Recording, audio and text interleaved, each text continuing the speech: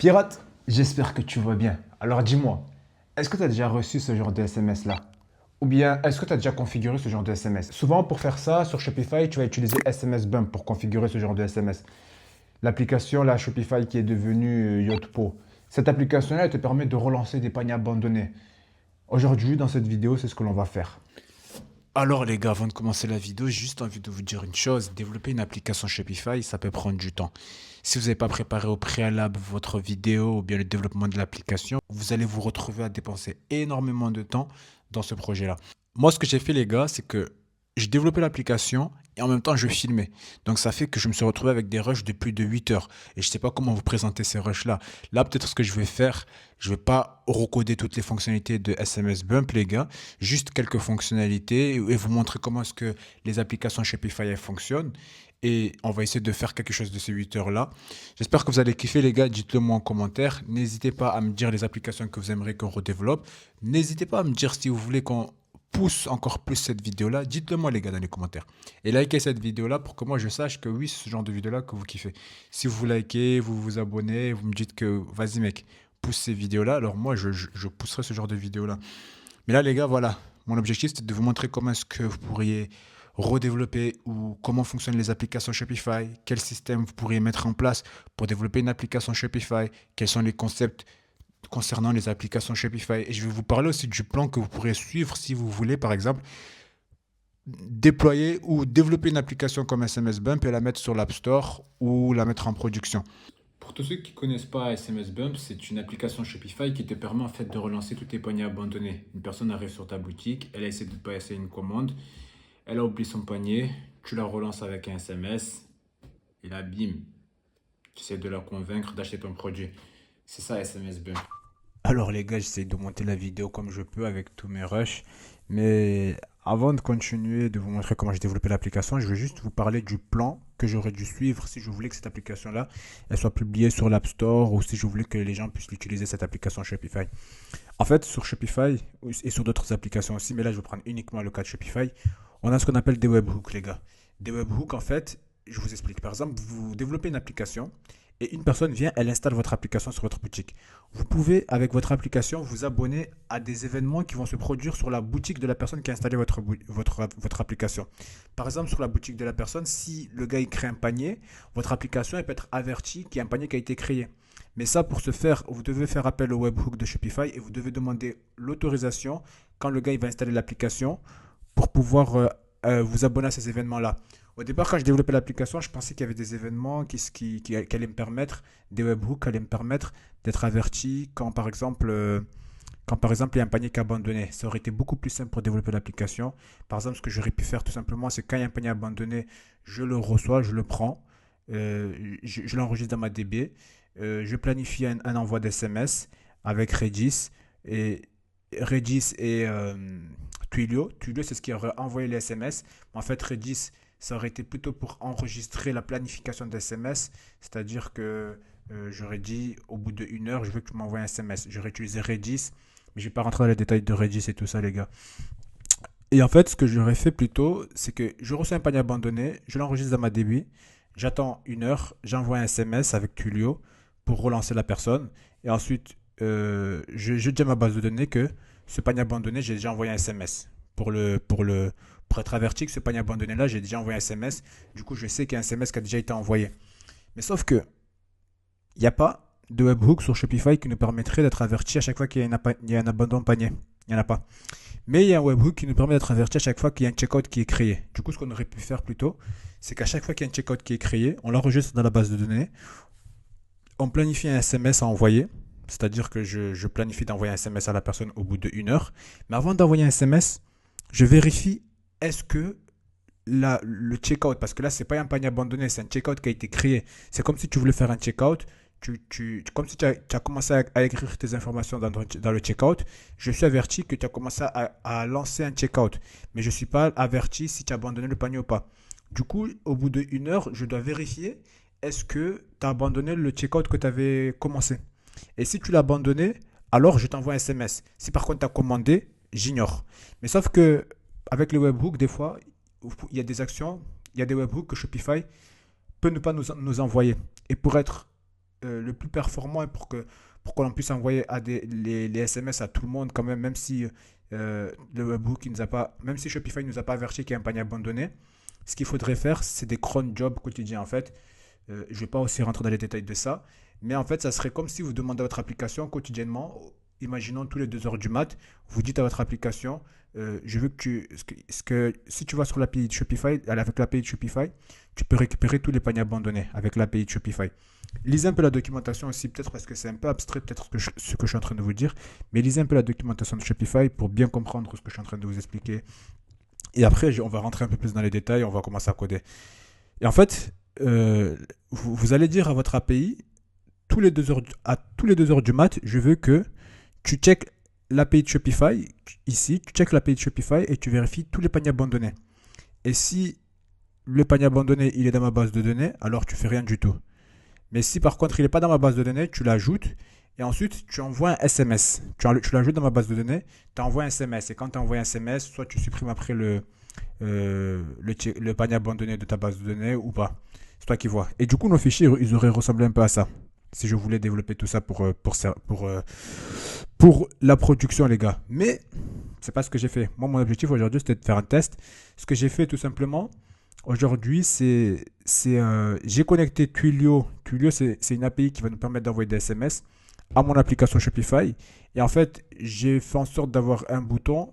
Ouais. J'ai fait en sorte d'avoir un bouton, je vais vous le montrer. Et ce bouton-là, en fait, quand j'appuie dessus, voilà, vous voyez là, envoyer cette partie-là. Attendez. Là.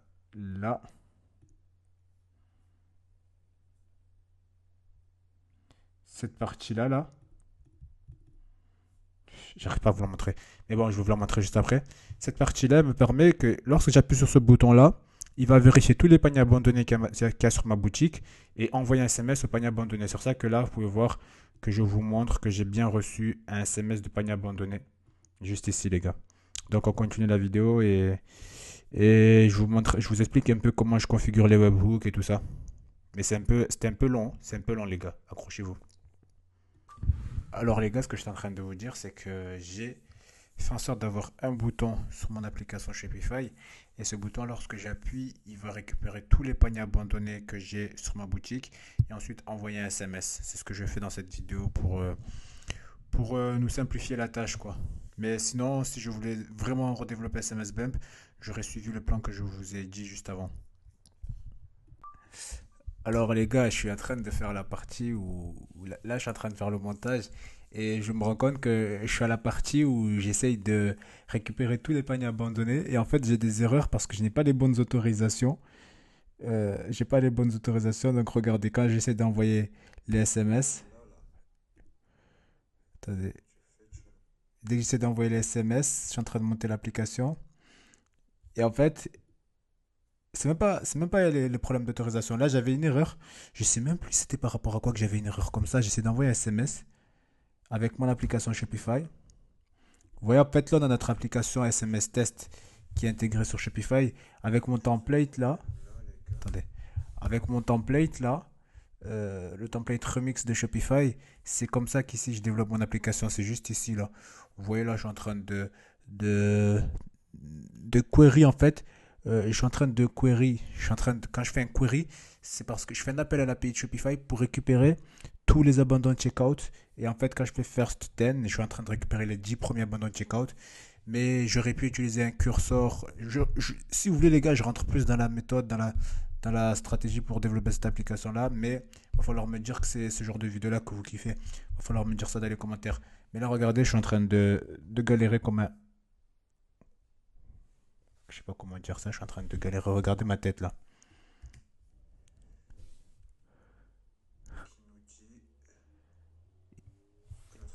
Je sais même pas pourquoi il y avait cette erreur, l'équipe. Je me rappelle même plus. Ouais, c'est vrai, ça me faisait chier, les gars.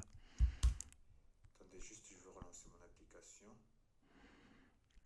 En fait, des fois, j'avais des erreurs parce que juste, il y avait des choses qui se lançaient pas sur mon serveur. J'étais obligé de couper le serveur, le relancer. C'était un gros bordel, l'équipe. C'était un gros bordel. Mais, au final, on a réussi à le faire, hein. Là, je suis en train de lancer le serveur de mon application. Ça, c'est une commande de Shopify en utilisant le CLI de Shopify qui me permet de lancer le serveur et pour voir le rendu de mon application Shopify. Et là, vous voyez, en fait, je suis en train de faire plein de console log abandon checkout parce que je suis en train de voir l'abandon checkout, il ressemble à quoi pour pouvoir. En fait, ce que je voulais faire, c'est récupérer le numéro de téléphone de tous les abandons paniers. Et je voulais récupérer le numéro de téléphone de tous les abandons paniers. Voilà, je me rappelle ce que j'étais en train de faire. Mon objectif, c'était de récupérer tous les numéros de téléphone des abandons paniers. Donc, je devais le console log sur ma console pour pouvoir voir les numéros de téléphone. Mais là, j'avais que des erreurs. Et je pense que c'est parce que j'avais pas les permissions d'avoir les numéros de téléphone. Peut-être qu'après, je pense qu'en vrai, j'ai les autorisations, mais ça doit être juste un petit problème. Ouais, là, je suis en train de dire ça, j'ai pas les autorisations. Au niveau du scope. En fait, le scope, c'est là où vous demandez les autorisations Shopify, les gars. Dans votre fichier shopify.app2ml, si vous allez dans la documentation, attendez, je vais juste vous montrer ça peut-être dans la documentation Shopify. Dans la documentation Shopify, et si vous allez au niveau des scopes, voilà, là vous allez sur les scopes, et là c'est toutes les autorisations que vous pouvez demander à votre application. Read content, write pixel, read customer event, read customer, ça c'est toutes les informations que vous pouvez demander à votre application. Et du coup, je vais juste avancer. Là, je suis en train de regarder la documentation. Je demande à ChatGPT pourquoi il y a mon erreur. Et là, j'ai une autre erreur de zinzin. Mon application n'est pas approuvée pour accéder aux abandons checkout. Du coup, là, je devais changer les autorisations, les gars. Je devais changer les autorisations. Euh, Et là, en fait, ici, à ce moment-là, c'est ça, c'est un outil Shopify qui me permet de, de faire des appels aux API Shopify sans forcément utiliser mon application, sans forcément avoir du code là. Juste, j'ai ces commandes-là qui me permet de faire un appel à mon API Shopify. Et là, vous pouvez voir, j'ai les informations de mes abandons paniers, j'ai l'email, mais j'arrive pas à récupérer le numéro de téléphone. Mais c'était pas la bonne façon de récupérer le numéro de téléphone. Le numéro de téléphone, je pouvais plus passer. Là, j'avais une. Est-ce que c'était une autre erreur? Non, c'est toujours la même erreur que j'ai. Pour récupérer le numéro de téléphone, ce que j'ai fait au final, c'est. Attendez. Euh, Là, je suis en train de console log les informations de mon abandon checkout pour savoir comment est-ce que je peux récupérer le numéro de téléphone. Ah oui, j'ai utilisé shipping address. En fait, dans le shipping address, dans votre checkout Shopify, vous avez le shipping address qui nous permet de récupérer le numéro de téléphone. Et c'était comme ça plutôt que je récupérais le numéro de téléphone de ceux qui abandonnaient le panier. Et après, les gars, une fois que j'arrive à récupérer le numéro de téléphone, j'essaie d'envoyer le SMS et je vous montrer ça tout de suite. Donc l'équipe, maintenant qu'on arrive à récupérer nos paniers abandonnés depuis notre application Shopify, il nous reste à envoyer des SMS avec ces paniers abandonnés. Et là, c'est ce que je vais faire ici. Et en fait, là, vous pouvez voir qu'ici, j'ai une constante phone où je mets mes numéros de téléphone. Et en fait, si j'ai un numéro de téléphone, je vous laisse vite fait regarder la vidéo. Alors, on va envoyer notre SMS. Ok, je vais juste installer Tulio. Là, là j'installe Tulio, les gars, pour pouvoir l'utiliser. Il va falloir l'installer en tapant cette petite commande-là. Là. Je fais npm install Tulio. Et ensuite, après ça, qu'est-ce que je fais vite fait? J'ai récupéré le numéro de téléphone. Et après ça, je configure Tulio. Hein. Je configure Tulio. J'entre toutes mes variables ici que je ne vais pas pouvoir vous montrer.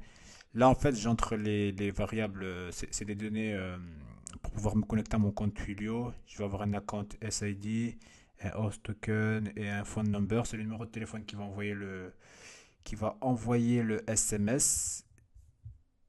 Et ensuite, une fois que tout ça est fait,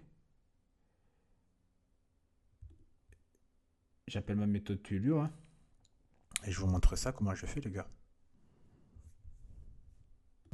En fait, là, les gars, vous pouvez voir dans la vidéo, je suis en train de configurer Twilio. Je suis en train de mettre le SMS qui doit être envoyé. Et ça, normalement, ce que je préfère si vous développez vraiment un SMS BEM pour permettre à des personnes d'utiliser l'application, ce que vous aurez fait, c'est plutôt de permettre à vos clients qui installent l'application Shopify de rentrer ici le SMS qui devra être envoyé, l'enregistrer dans une base de données. Et ensuite, en fonction de ce que votre client a mis comme SMS, c'est ce que vous enverrez en SMS, quoi. Et après, par contre, j'ai eu une erreur quand j'utilisais Twilio. En fait, j'importe très mal Twilio. J'utilise ces guillemets-là alors que je ne devrais pas. Et ensuite, je vous montre le reste, les gars. Peut-être qu'après, j'ai trouvé l'erreur. Et j'ai une autre erreur. Je vais vous montrer peut-être l'autre erreur. Voilà, il me dit que username is required. En fait, c'est parce que j'avais entré mes values dans le process .env. Vous voyez là les configurations de values que je vous avais dit juste. Attendez, je vous avais montré un truc là. Ici là, je vous avais dit à ce moment-là que j'allais entrer mes informations ici. Sauf qu'en fait, il fallait que Shopify ne prenait pas encore en compte les values que j'avais entrées ici. Du coup, ça faisait comme si je ne m'étais pas connecté, comme si les values qui étaient ici, elles étaient nulles. Et du coup, en fait, il fallait que je coupe le serveur, je le relance. Et après ça, je pouvais enfin envoyer des SMS et je vais vous montrer ça tout de suite. Maintenant, on va voir est-ce que le SMS il va s'envoyer. D'ailleurs, il faut que je trouve mon téléphone pour voir si je reçois bien le SMS. Est-ce que la fonction fonctionne? Username is required. Encore une fois, c'est les ENV qui sont pas bien configurés, je pense. Ok, je vais devoir tout console log, les gars. Je vais devoir tout console log.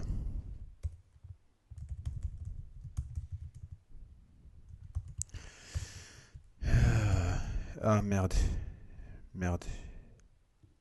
C'est pas malin ce que j'ai fait.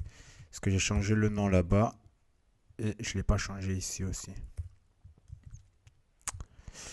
J'ai changé le nom dans mon ENV, je l'ai pas changé ici. Du coup, est-ce que ça va fonctionner? J'ai pas d'erreur. Est-ce que les SMS ils sont envoyés, les gars? Je vais voir ça.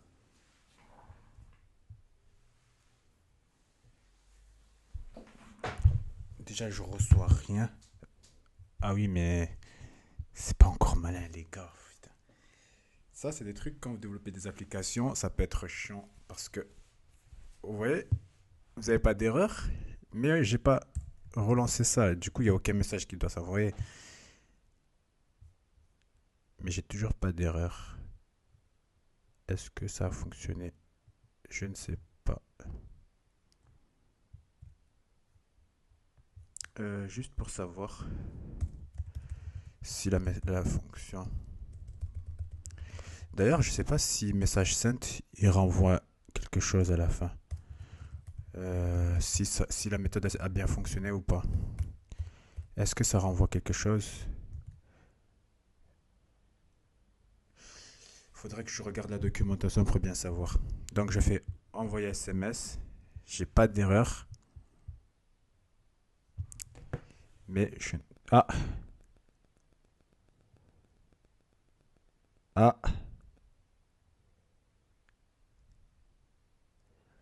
Ah.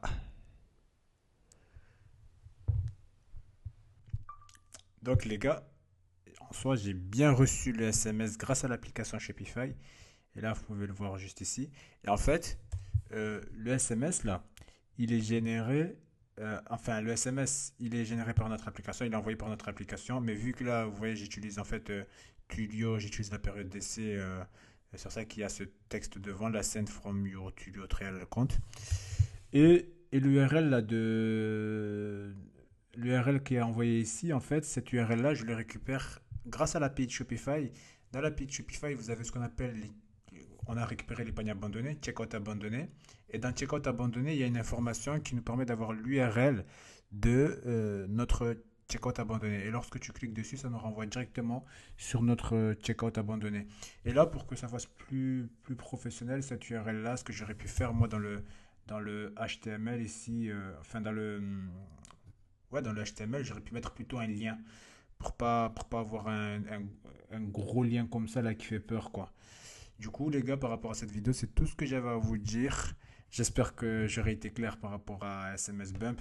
N'hésitez pas à me dire, les gars, si vous voulez que j'aborde plus de points et plus de points sur Shopify. N'hésitez pas à me le dire. Likez cette vidéo, les gars. N'oubliez pas, regardez tous les rushs que j'ai. Ça m'a pris autant de temps pour faire cette vidéo, les gars. Donc, likez, abonnez-vous. J'espère que vous allez kiffer. J'espère que vous allez regarder cette vidéo d'abord. Et moi, je vous dis à la prochaine.